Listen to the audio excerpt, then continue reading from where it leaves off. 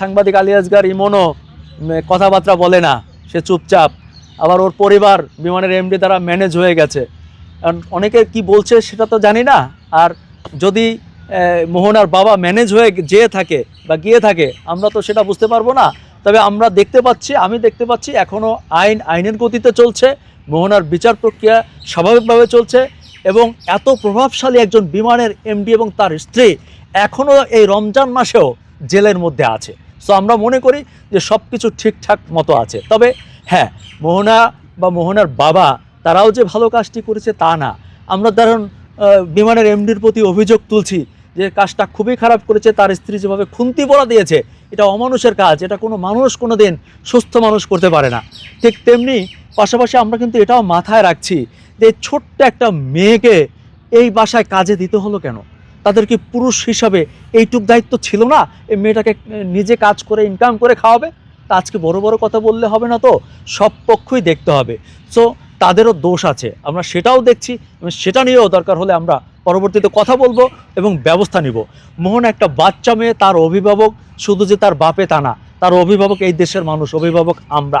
তার ভালোর জন্য সর্বোচ্চটুকু করা হবে, সে যেই হোক তার বিরুদ্ধে অবস্থান নেওয়া হবে এবং আমাদের অবস্থান থাকবে তাকে সঠিক বিচার পাইয়ে দেওয়া এবং তার একটি উজ্জ্বল ভবিষ্যৎ করে দেওয়া। আমি এটা শুনি নাই কখনো।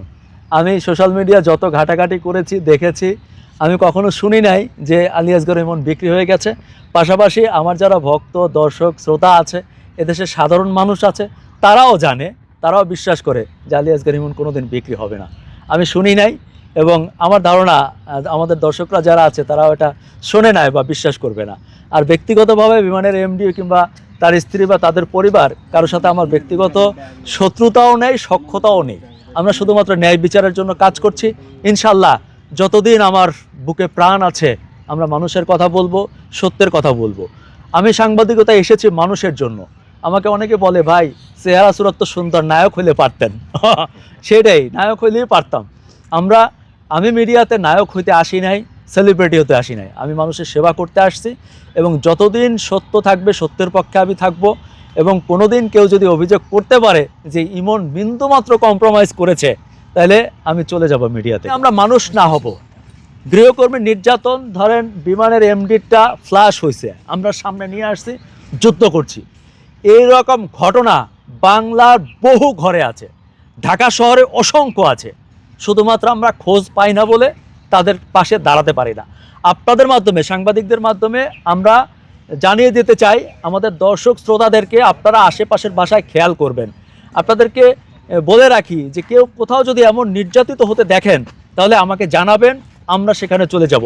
আপনাদেরকে কিছুদিন আগে আমার প্রোফাইলে দেখেছেন যে সেই শাহজাহানপুরে একটা গৃহকর্মী নির্যাতিত হচ্ছিল ভোর রাতে। তো পাশের বাসার জানালা থেকে ওটা ভিডিও করে, ভেন্টিলেটরের ফাঁক দিয়ে ভিডিও করে তারপর সেটা আমাকে পাঠিয়েছে। আমি তৎক্ষণাৎ আইনগত ব্যবস্থা নিয়েছি।